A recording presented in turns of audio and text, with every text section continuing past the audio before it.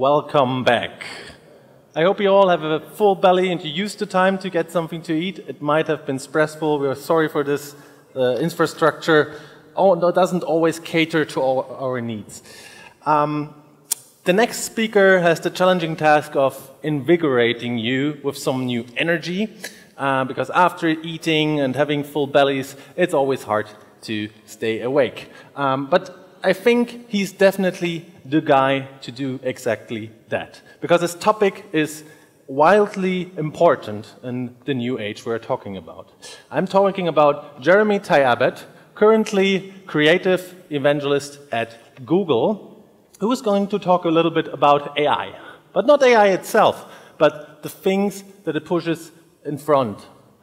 Because in my own research, I've seen that two words always are repeated when you talk to experts about the skills in the future. And it's creativity and empathy. And I was kind of surprised when I saw that his presentation has the same title, Creativity and Empathy in the Age of AI. So without further ado, I introduce you to Jeremy, our creative evangelist from Google. Welcome.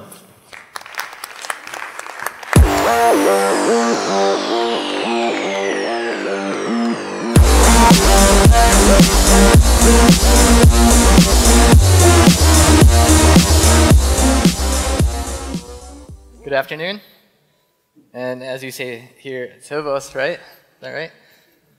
So this is what I'm talking about. Hopefully you guys are awake a little bit after the lunch. It's going to be quite quick, brief. I'm not going to talk too much about the whole aspect of AI in the terms of how it works and stuff, because hopefully you know part of that, but more why is it important. So I think to start with, I want to start with a question, and I think the biggest question I have is for you, and you don't have to answer this out loud. Think about this. And the question is, why are you here today? What are you doing here in the audience? And not only here at the conference, 48 Forward, but what makes you go to work every day? What makes you wake up every day? Why do you do the things you do? And what are you trying to achieve? And I think that's the most important thing you can answer for yourselves, because when you figure out what you want to do and what your purpose is, then you'll figure out, you'll find out if where you're working is relevant. So this is my purpose.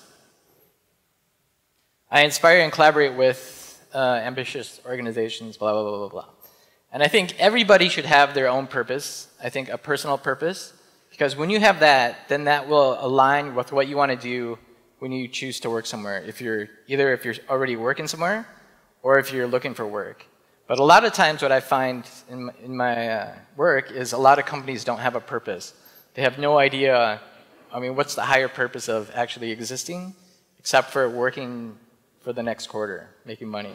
And obviously, I think most companies that are just profit-driven versus purpose-driven, I don't think they're going to be around too much longer.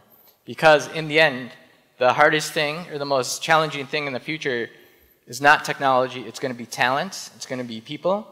And when you're good and you understand what you do and you're good at what you're doing, you're passionate, then if you choose to work somewhere, it's probably going to be for a company that's driven by purpose and less by profit.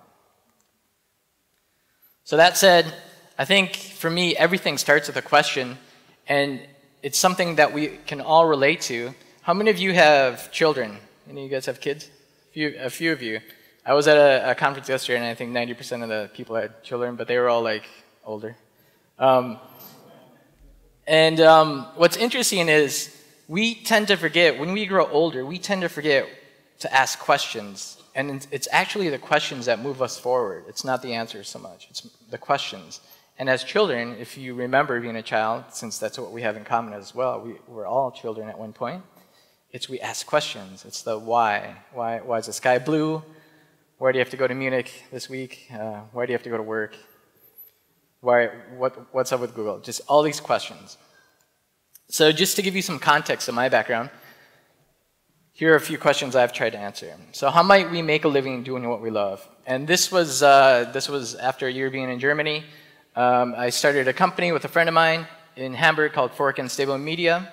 And what we would do is we would create an experiment and then we would sell it to a client. So we would create something like a 3D interface in Java. This was pre-Flash, so if you guys know what Java is, it was before Flash. So we would sell it to Lufthansa or create something and sell it to Daimler. And that's what we try to do. We try to create things that we like to do and sell things. What we never were able to do is this last thing is we never worked with Helmut Kohl. And being American, I don't know if I said that, but you probably can hear that in my language. For me, Helmut Kohl was like this iconic figure. He was, like this big, I think he was in the office for like 12 years or something like that, a long time. So for me, it would have been kind of epic to work with Kohl at that time. Another question I had before my time at Google, this was like 5 years ago, was how might we reinvent classified ads? And I did this together with Nico. He's going to speak after me. And basically, the whole premise being, since we have mobile and everything, and as you know, this is how newspapers used to make their money, through classified ads, and then came Craigslist and kind of just killed the whole business model for newspapers. We wanted to see if we could create classified ads for the mobile platform, and create a platform based on it.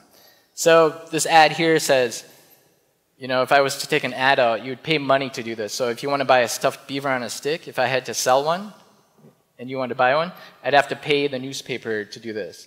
But with the platform that we created, which was called Stuffle, you could just take a photo and upload it. And that's what a beaver looks like, if you're wondering what a beaver is. And then the thing parallel to that, I liked, my background is physical computing, which they now call IoT, Internet of Things. And I like to build things. And since I have 2 children at home of my own, and this was 5 years ago, we really restricted screen time, so how long they could actually look at a screen, to like 24 minutes on the weekend. And I travel a lot. They wanted to know about where I was in the world. So what we created was this basically answering this question, how can my children know where I am approximately without having to look at a screen? So this was a project we did for Google. They asked me before I was working at Google if I could build 2 projects using whatever API they had at that time. And one of them was like a location-based API. And so I did this with another guy I was working with and a few other people. And we created this prototype. And what it does is, so you have to imagine like this. So imagine this is my dining room table at home. And by default, when I'm at home, this is the lamp. And the lamp is low. And the further away I go from home, it goes higher and higher. So my kids have an idea how far away I am from home. And then it rotates like a compass in whatever direction I am. And that's what we built. And that's the kind of stuff I like to do, because I think in the end, when we get to this next era of computing, which we call ubiquitous computing or pervasive computing, that means we're going to get away from the smartphone. And as you know, the smartphone is very binary. It's 1 or 0. Either you're looking at your phone or you're looking at something else. But we have to, personally, I think we have to get away from this addiction to screens. And I think pervasive computing or ubiquitous computing is a way to do that. So after that, they gave me a job offer, and I've been there for about 4 years. But I recently quit. I'm there till the end of the year, and I'm going to go back to doing what I love doing, which is design. So that being said, I think the big thing today is not technology, really. And for me, it's really about this idea of questioning. And what does that mean, really? It's really about how can you get people in organizations, whatever, if you work at a company like Siemens, Bosch, or BMW, or Google, or whatever it might be, any organization, it could be also a nonprofit. How do you get them to question why they're doing things? And I think that's the hardest thing we have today. Technology is rather easy, but having people question things, like why are we still doing this? We did this 5 years ago, we're still doing it the way we're doing it. That's hard, because people are really comfortable, and they get really warm and fuzzy in their comfort zone. And that it's hard to move people out of that comfort zone. And it really starts with questioning. So just, this is what I'm talking about, AI, creativity, and empathy. And I'm just going to talk about it really on a topical meta level. So if you want to talk about it further, we can hook up after lunch, or lunch has happened, sometime after. So why is this important, artificial intelligence? And I think what's interesting in the press is they kind of overstate the anthropomorphizing technology in general. That means we try to personify every technology, basically. And same with AI. We think AI is just like any other technology. If you think about a baseball bat, in the US we play baseball. So it's basically designed to hit a ball, you know. But humans, for humans, it's different. It can be designed to play baseball, or it can be designed to kill somebody, right? So that's a human element. But technology in general doesn't have a bias towards bad or good or whatever we think as humans. So these are my two kids. And if you think about what's happened in the past 60 years, basically we're living longer than we ever used to. And it's increasingly all the time. So 60 years ago, you know, you could live up to, I don't know, like 70, but now we live a lot longer. And I think it's expanding every 1 to 4 years. So if you think about that, what's happening is in 20 years or in a few more years, we're going to have a big population explosion. You know, where there's going to be too many people on the planet, basically. So if you think about evolution in general, we live twice as long as monkeys do, or chimpanzees. And we are evolved if you believe in evolution. Maybe some of you are more of the Catholic mindset and believe in something else, but basically evolution, Darwinism says, we're evolved from monkeys. And if you think about that, we live twice as long as these chimpanzees. So monkeys live to 40 years approximately, we live to 80 years. And over the last 4 to 5 million years, not much has changed. The genome hasn't changed that much, you know, from the evolution from a chimpanzee to a human. There's not much change. We're still there's a lot of relationships between that. So what's happening is with technology and what we can do, if you think about all of a sudden, if we just change a few genes, then that means we could potentially double our lifespan. We could live to be 160 years old instead of just 80. Cut and paste, right? And that's going to happen, I think, at some point. I think at some point we'll figure out the right thing to manipulate or change, and then we'll be able to live longer. And I think a lot of people want to live longer, at least healthier as well. So what that means is basically what I just said. You know, we're going to live twice as long. And that means potentially when there's too many people on the planet, that means we're going to all end up like in China's policy. Right now we don't have it right now. Actually, Germany has a major issue with not having enough children, actually, so we all have to have more you know what I mean, bedtime bedtime action, basically.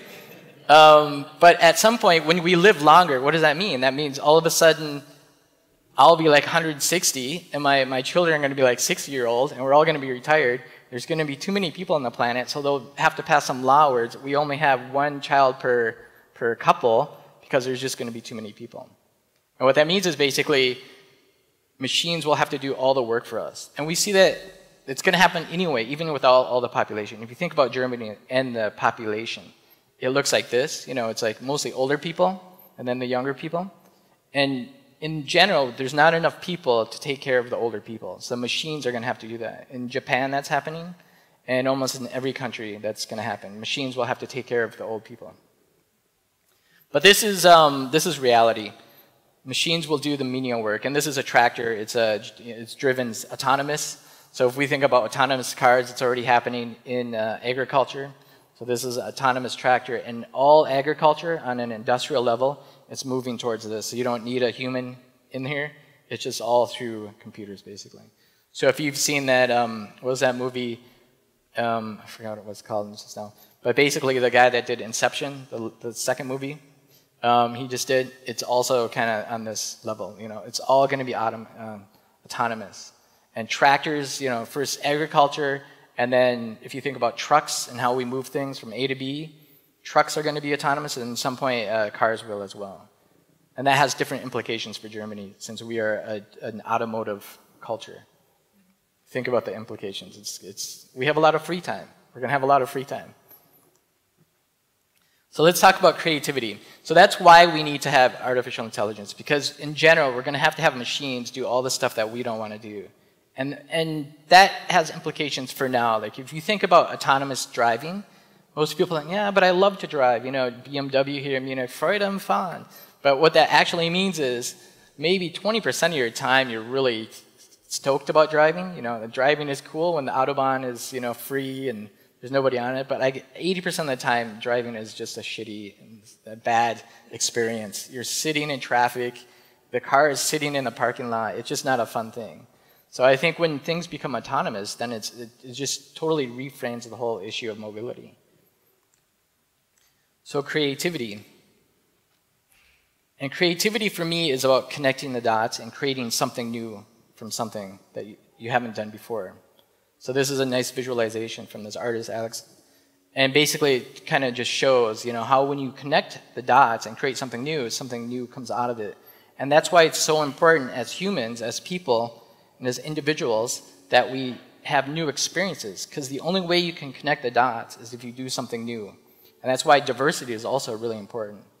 And that's why it's interesting to see when we see in Germany on the Vorstand level, it's very homogenous. It's all like the same guys from all the same backgrounds.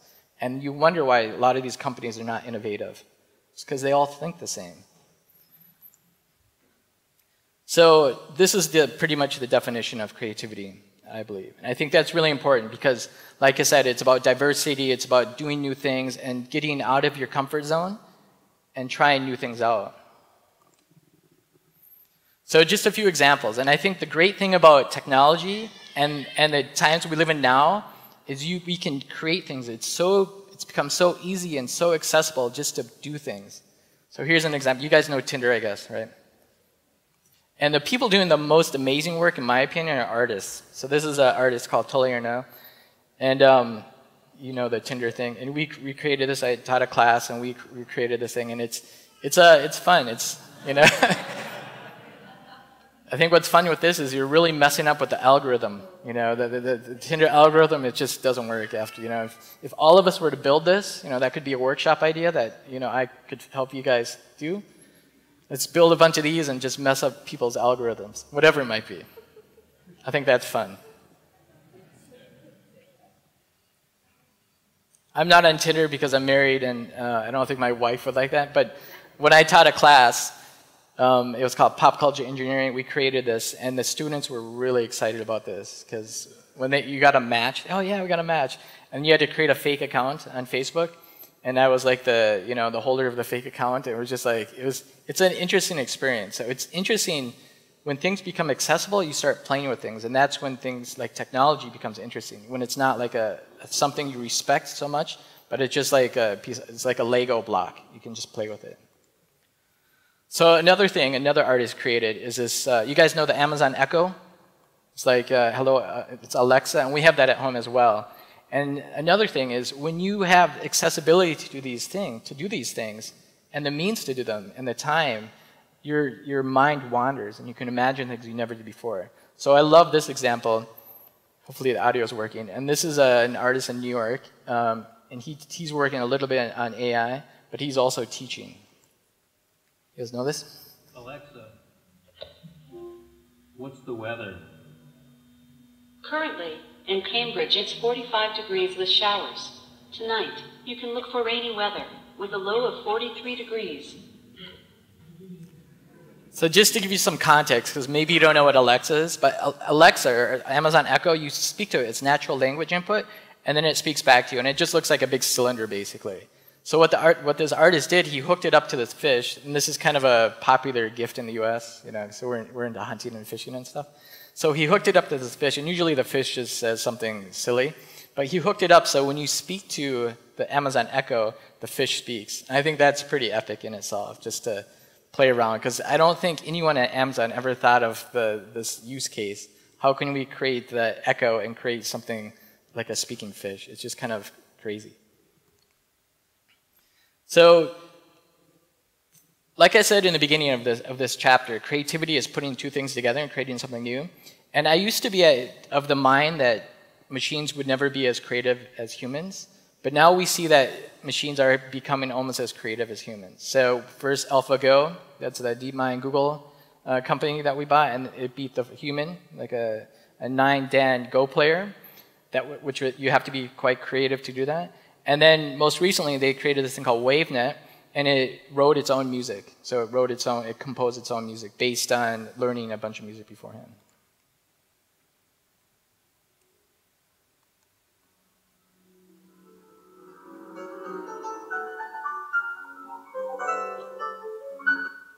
So it's, I mean, you only heard a snippet, so it sounds like nothing basically. But machines are getting there. They're getting to the point where it is about being creative.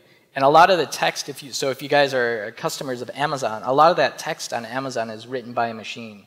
A lot of news articles are written by machines. So a lot of times it's really hard to figure out what is a machine, what's produced by a machine, and what's a human. And in some cases, it doesn't really matter. Because nobody's like, oh, this Amazon, this listing for whatever it might be, a paperclip is, it sounds like it's from a machine. It doesn't really matter. You just get your information and that's fine. So the last thing is empathy. And I think that's probably the hardest thing. And that's one thing we haven't done is having this idea of empathy.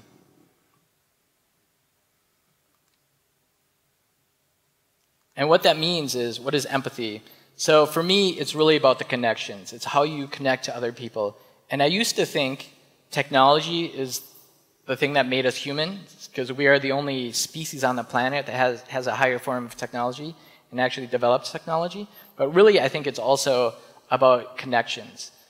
So a lot of you probably work in media or marketing or whatever, and this phrase, content is king, you've heard that, which is kind of baloney in my opinion. And then other people say content is king, and then the media companies say distribution is queen, or distribution is more important than content. But for me, the most important thing is the relationships. And that's what makes us human, and that's what's going to make you human in the end. It's really about the connections and how you connect to other people. So just to give you a better understanding of what I mean by empathy, is it's not a feeling for somebody. So you can feel for someone. Let's say the example I just had with the moderator, which he's gone, is let's say his cat dies. He has a cat, and he said, instead of saying to the guy, let's say Daniel is better. Instead of saying, let's say Daniel has a cat, and the cat just died. Instead of saying, oh yeah, Daniel, I heard your cat just died. Well, at least your wife is healthy. That's just not really empathetic. And it doesn't really help the matter. So instead of saying that, you have to have the same feeling with them. So I would say to Daniel, hey Daniel, I heard your cat just died. I had a cat too that died like a couple years ago too. So I can feel what you're feeling. So it's not emotions. And some people think, if you watch Blade Runner or whatever, it's not memories and emotions. Empathy is deeper. It's it's being open and sacrificing yourself to that other person and creating a connection. And that's really hard to do. And that's something we have to practice. You can actually practice being empathetic. That being said, as we know in the US, today's Thanksgiving, by the way, so happy Thanksgiving in the US. I didn't get any turkey, but maybe tonight. As you know, in the US, just like Brexit, we just had an election and we voted for the other person. This is just a vote count of young people, how they voted, ages 18 to 25. They voted all for the one person instead of the other person. And I think what we have here, what's happening with our technology is we're becoming in these filter bubbles. There's a book called Eli Pariser called Filter Bubbles. But that's basically what's happened. So if you think about Facebook, if you're totally into Hillary and just whatever all what Hillary says, you don't have to even be confronted with the other stuff. And I think that's dangerous because we lose a sense of empathy. Why do people actually vote for Trump? And what do they really want? What are they really trying to achieve instead of they're just a bunch of right-wing nuts that are just out to kill everyone else. So, and I think that's really important, this idea of empathy. And how can we use technology to create empathy for one another? And that's a tough thing. Because if you look at how people voted and why they voted, this is from Exit Poll. It's an app, a company called Beam made. Casey Neistat, his company made this. And basically, when you went and voted, you had this app. And after you voted, you could talk to the app and say why you voted this way. Now, when you look at these videos, the people talking to them, try to understand or try to create some empathy for them, it's not easy because they're just, they voted for Trump and they're Americans, so it's different. I'll show you these. Here we go. So it is entertaining watching them and trying to understand, but the whole point there is how can you, for the people that voted for the people that you don't agree with, in this case, my case, Trump, it's really tough to create this empathy. So why do people vote this way? And that's what we have to work on, this empathy. And it's not just about elections, but just about diversity and just experiencing what other people experience. So in Germany here, or Europe, the thing is like refugees. How could we create something to have a really deep empathy to what they're going through. It's really tough. So just to review, today it's really not about the tech.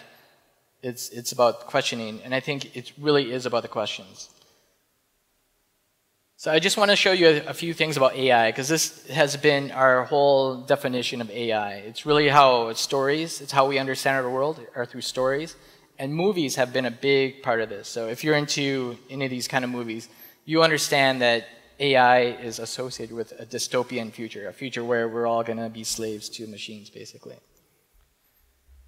This other movie, Spike Jonze, Her, I'm sure some of you have seen this, is also quite epic. It's a little more mellow. The premise being the main actor falls in love with his AI and his phone, so it'd be like someone falling in love with Siri. But Siri is kind of sexy with the voice and stuff. And then last clip I want to show you, it's a little longer. It's from this director called Mike Mills, and what he did is called Project Los Altos. He did this for the San Francisco Museum of Modern Art. And what he did is he interviewed children where their parents, and they as well, they all work for companies like Google or Apple or whatever. And he just asked the kids what they think about certain things. And I find that extremely interesting. So the first clip here, if you guys have seen Blade Runner, it's basically what they're trying to do is a Turing Test. So you're trying to figure out, is that a machine I'm talking to or not a machine? And it has to do with empathy as well, but also relationships. So there's two things about that in the first clip. Number one, which I found pretty uncanny or pretty strange or interesting, is they both talked about the relationship with their mothers.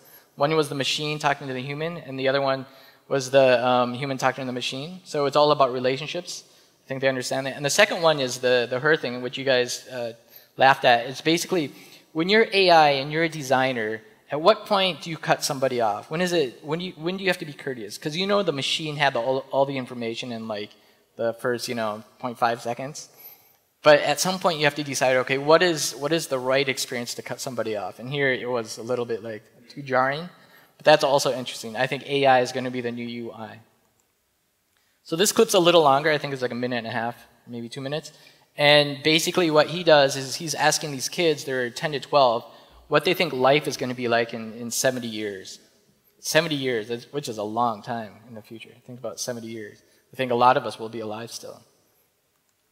So I think it's incredibly insightful when you ask questions. And also here in this case, unless you have children, you don't really have a firm understanding of where the future is going, because actually they are our future. And it's interesting to see what they think, because in the end, the future, we're building everything for them. So this is my last slide. And basically I started with the questions, and I really truly believe that. I think if we come up with better questions, then we're going to have a better society. We might not always have the answers, and this is what this is basically saying. If you live the questions, life will move you into the answers. But I think it's important that we move into the answers through these questions. So don't always look for the answer, look for a great question.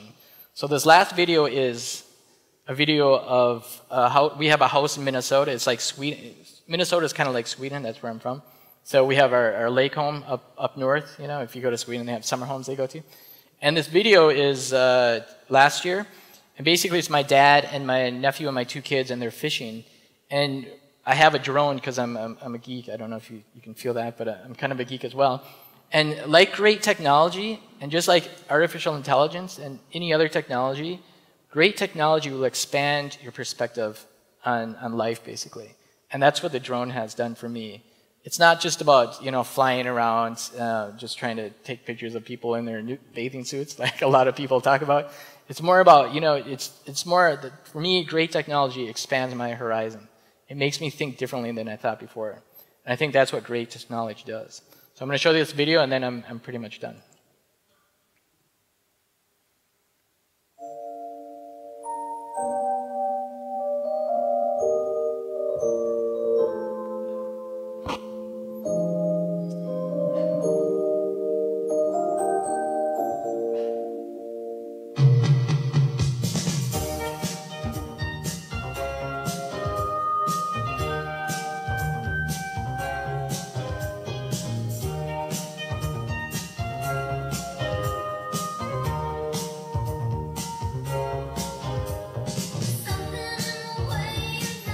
Thank you.